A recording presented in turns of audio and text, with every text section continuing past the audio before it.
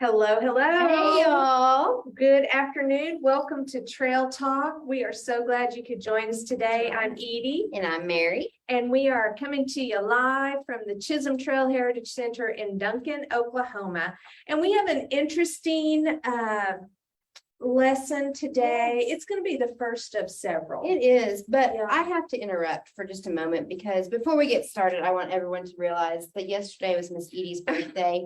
So Oh, she hence is wearing her pin. And so if you see her out, I know it's a day late, but it's her birthday week. So tell her birthday happy week, birthday. right. We have been praising her all day Right. for her existence here. They have So, been so good to me. Anyway, we want to wish you Treating happy me birthday. So well, thank you so much. That was very kind. I appreciate that. Yes. At any rate, we are going to talk about Oklahoma Indian tribal schools. In recent times, I'm going to say over the last year, there have been a lot of talk about some of these schools, In the history. the Stories. sordid Yes. history. Yes, that's kind of been put in the shadows. And there were some schools, some of the former boarding schools that were in the north part of the US where they have now found unmarked graves and a whole bunch of really Dark yeah, things. bad things. And we will go as far as our research will take us in sharing the information we can find about these schools, but we're going to focus on Oklahoma's. Right. And and rightly so.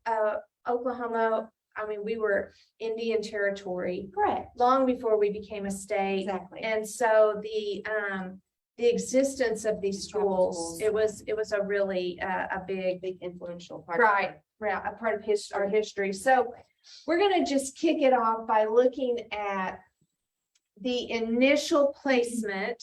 If you'll remember, in the 1830s, the forced removal of these 5 tribes from the southeastern part of the United States. If I say Trail of Tears, that may ring a bell with you. But at any rate, this was the initial. Is that very clear on the screen there? It's kind of washed out here. There we Okay, go. that looks better to us now. See how it looks to you. Mary and I are looking really tan now. But anyway, this is where these tribes were placed, the boundaries of the land where they could live. And believe it or not, the Cherokees had schools before before they came here. And the reason for the schools was because of the assimilation. The idea that if these native people, if their children could be assimilated, which means become, let me find where it says, no, it had like the actual thing. Well, it was to get rid of the Indian problem, right. which was a culture and lifestyle that was not the same as the European. They wanted an intellectual and cultural transformation. There you go. So it was to assimilate or change the culture of the native people As soon as they could. to match the European people who were moving in and taking the land. Correct. And so the Cherokee people were already accustomed to these schools before they came here. Right, before they were here. Yeah. And we've talked about the 5 tribes and living here and how the Cherokee people, well, these were not Plains tribes. The Plains tribes were the tribes that followed the herds of buffalo. Right. These 5 civilized tribes were planters and harvesters. They lived in houses and they worked the land. Some of them lived on plantations Instead of traveling with herds and following. They weren't nomadic. They Right. were not nomadic tribes. Exactly. And so their lifestyle was a little more similar to The way like of the they- European lifestyle was already. But to get the quick assimilation Right. that was perceived to be needed, of course, the federal government steps in and numerous academies, day schools, and boarding schools funded by treaty annuities and tribal monies appeared among these 5 tribes. Right. So these schools began appearing, and it said, let's see, the information says, Educated, yeah, might become defenders of tribal political sovereignty, not so that they could become assimilated and disappear into the American mainstream. right. So it was a little misleading, I think, what the well, the Cherokees, that's what they were hoping. Mhm. They wanted their children to be educated so they could communicate with the white man Right. and be able to Carry on day-to-day activities. well, Yes. and but also to protect their land Right. and their way of life. Right, And they it were was, taken advantage of. yeah, it was just to educate. Mhm. But the targeted children who were vulnerable to change and least able to resist it represented the most, okay, so that their education Mhm. has been observed as representing the most dangerous of all attacks on basic Indian values, the one most likely to succeed in the end because it aimed at the children who had known little, if any, of the old life. Yeah. So these young children who come here, this becomes the only life they know. And if you insert schools and education, a formal education, then that becomes the only thing they know. Right, because they have not had the lifespan to Mhm. develop anything else. Exactly. Also, when you talk about boarding schools, you no longer have the influence of the parents Exactly, they're there for fun. in the lives of the children or grandparents. Mhm. And so, First generation. yeah, the culture is easily taken out Away from that. of their lives, the native culture. So anyway, the tribes established these schools as that tribal sovereignty. These were all individual nations. Correct. They had their schools. They were more or less in charge of these schools. But then came the Civil War.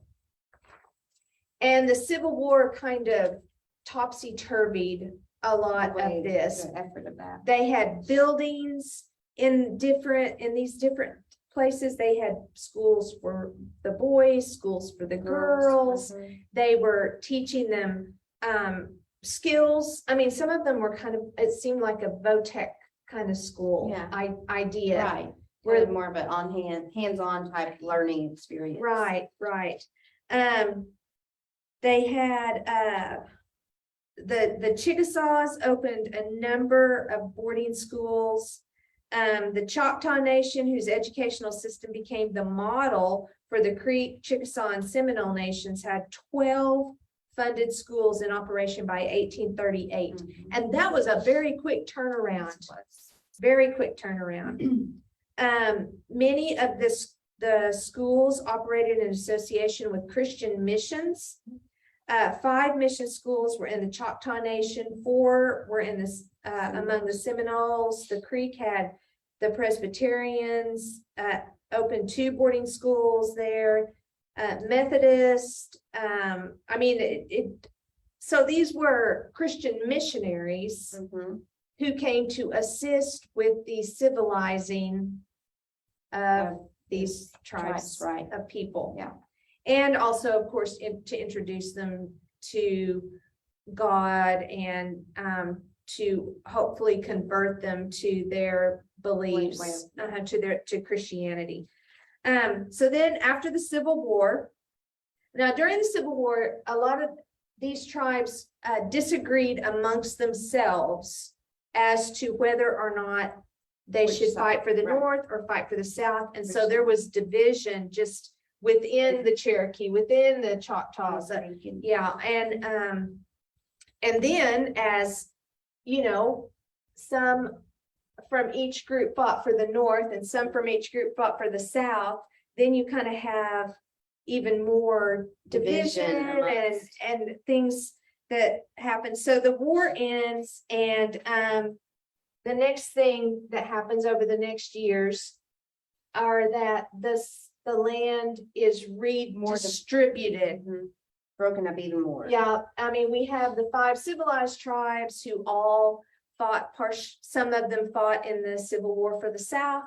And so that's why these lands were taken and given to the other tribes. Plus, I mean, they still had the Indian problem, Mhm. which was white European settlers wanting to Wanting move to more. the land, but the Native American people are not willing to just say, okay, Yeah. here. Right, yeah. And so all of those bloody battles and all of the Tension. carnage and tension and all those things happened. So eventually, over the next few years, the Civil War ended in 1865. This is after 1890. We have all of the lands that are with a number of other tribes have reservations or portions of land assigned to them. So the school, the education, it kind of becomes a refocus Right. on establishing these schools. So in order to ensure the civilization of the tribes, the Kiowa and Comanche were to pledge themselves to compel their children, male and female, between the ages of 6 and 16 to attend school. Mhm. And the government promised that for every 30 students who attended, Yeah. they would provide Teacher in a schoolhouse for at least a period of 20 years. 20 years. At least 20 years. Yeah, so that, you know, For every 30. we're looking at, you know, that seems like maybe one of those unkept promises that was made, Yeah. because 1890, Oklahoma became a state. In 1907, this land was given away and allotments happened and all of that. Mhm. And I have a feeling a lot of these schools went by the wayside kind of as a result of that. Yeah, yeah. So time made everything change. So one of the big points I think that it's good to make here, this is an overview. We're going to get into more specific schools here in future lessons. But the tribes that were given land here on the western, these are your plains tribes, and these were the people who were more nomadic, more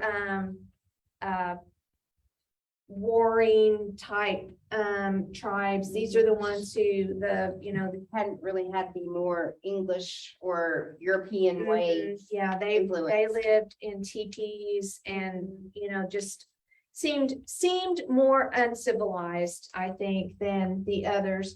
But they did not establish any of their own schools. The 5 civilized tribes did that, but the Western tribes did not create any school systems of their own. So policymakers relied on day schools and boarding schools, and they relied heavily on the Christian influence, the religious people who were there to help them. And so the first school on the Kiowa, Comanche, Apache, this first school the KCA was opened by Quakers.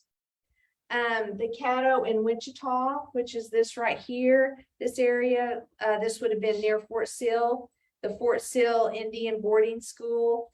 And then you go to Anadarko, and just on and on. So I'm just going to show you some pictures now from a few of these. So the Choctaw schools, this is an example of one of the 5 civilized tribes schools. So this would have been one that was built by the Choctaws, partially financed by the Choctaws.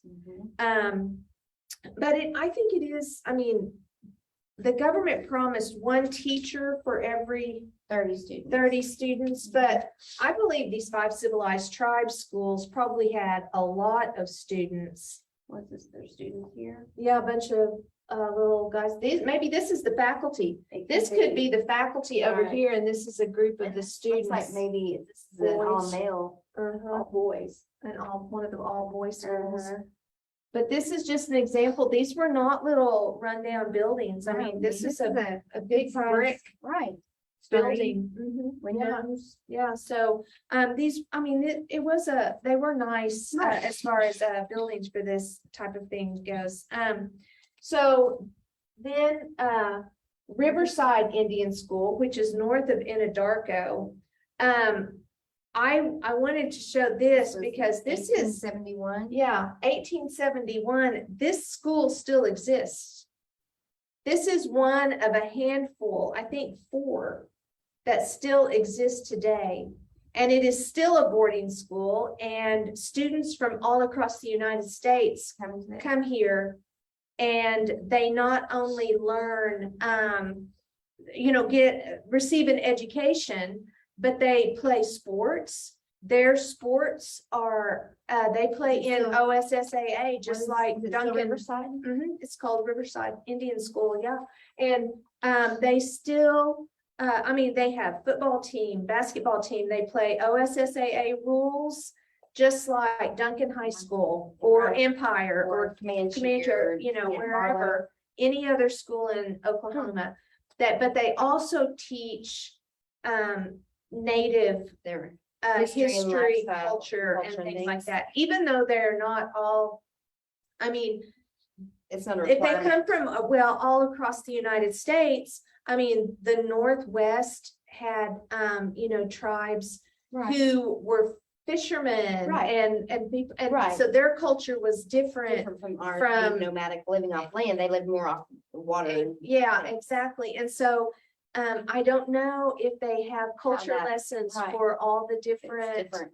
tribes, because Divisional. there are hundreds Oh, yeah. of tribes that still exist today. Exactly. So anyway, I think that's kind of a cool thing about Riverside. Rainy Mountain was another school, the Pie Club, it looks like they're holding cakes and cookies, but evidently, cooking or baking, Right, I like a home guess. ec Right, was Situation. one of the classes. And you'll notice uniforms. Yeah. Were a This big this thing. one, rainy day closed in 1920, so this would have been before then, of Mhm. course. Yeah. But yeah, they do have their aprons. This one's even wearing a hairnet. And Yeah. maybe that's what these are as well. Maybe it's just different type. Maybe those are on their head. I think they just Just have bows. big bows in their Couldn't hair, tell. the younger girls. But But, yeah, and so, that was another one, Rainy Mountain. A lot of these closed, Mhm. Chillico or, Chillico. that's an impressive. It is, isn't it? That building, I mean, yeah, you can tell it was there for a long time. It has There's a bell ivy tower. covered walls. a bell tower. here. Yeah. And so this one was in north central Oklahoma. And so they just, there were so many of these schools at one time. Yeah. It was just really impressive to me, the quality of the school.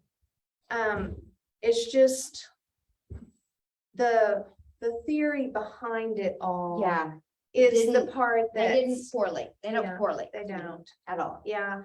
The work they put into it versus the education that, and I mean, everything else that should have gone along with it. I fully believe, just like, Riverside still exists today, that every child in the United States should have equal footing when it comes to opportunities in Yes, education. I believe, yes. And wholeheartedly, yes, and so it's kind of interesting because Riverside and other schools like that, wholeheartedly.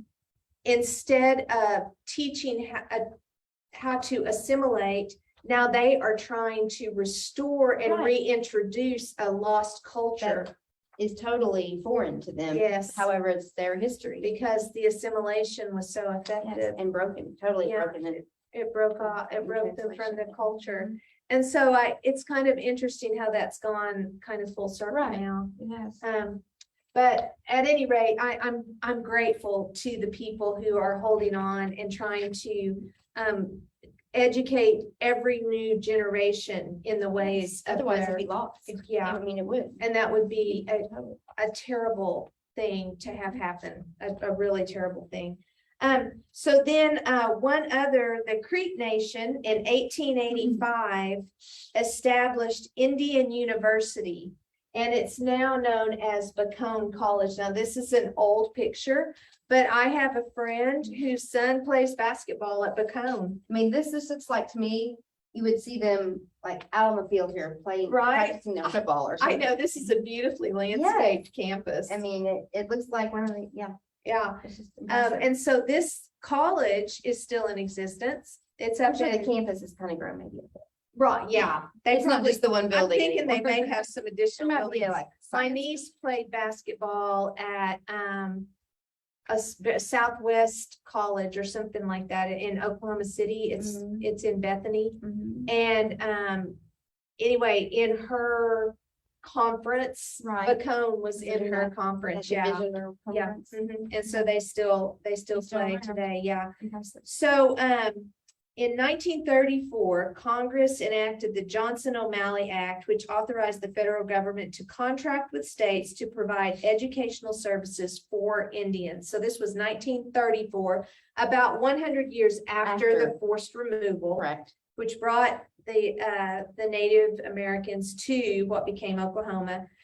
And then since 1994, Title VI, which is a federal education act for American Indians, Native Alaskans, and Native Hawaiians, has provided funds to school systems specifically for Indian education. And so, I mean, here in Oklahoma, we typically think of the American Indian, but I think it's kind of important to note Native Alaskans and Native Hawaiians, Are awesome.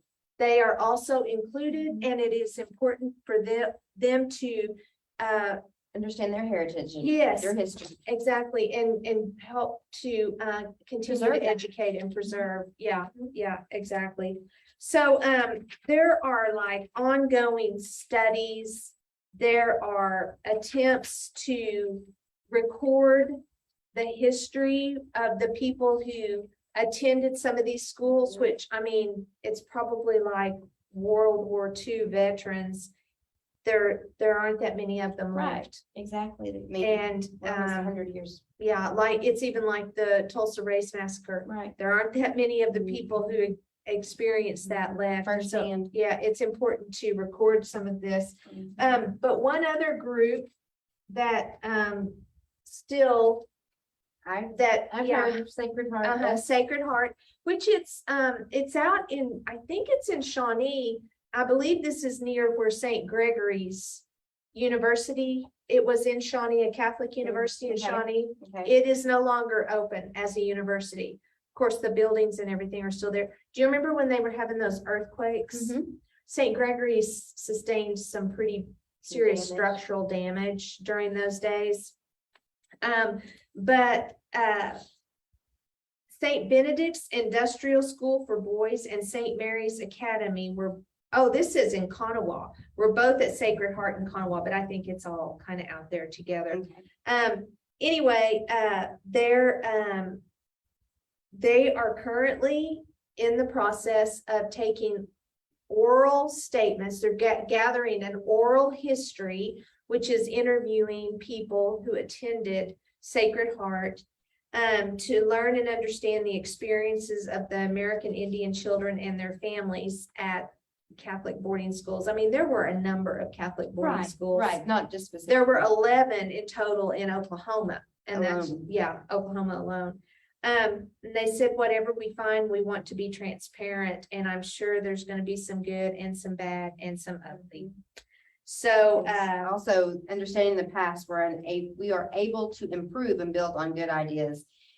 in the present and where necessary, make amends for the failures in the past. Right, and that was a Reverend Conderla, Bishop of Tulsa Yeah. Diocese. Yeah. So you know, they're having conversations about some bleak things that happen because I'm gonna say there were I mean, a boarding school, you see, You're there. yeah, you're there and you don't have an adult necessarily to protect you. And sometimes, I mean, even like watching shows where British people send their children off to boarding school or other people, I think that there are probably some people here in the United States who have Still do that. sent their children off to Right. boarding school. You know, I always think of the old teachers portrayed as having the stick, you As know, a and broom. rapping Yes, knuckles yes, and just yes. requiring, you know, just Perfection. incredibly, yes. I mean, pretty much, I always think of Mommy Dearest. Oh, yeah. Yeah. When she takes her child there. you Yeah. know. Well, and even like, what was that movie, The Dead Poet Society? Mhm. That was Mhm. that's a boarding school. And, Mhm. you know, there's a different culture there. There are expectations and And the children things. have to rely on each other Yeah. a lot of the time. Yeah. Anyway, I think they're really trying to get to the bottom of this. They started just about a year ago. Right.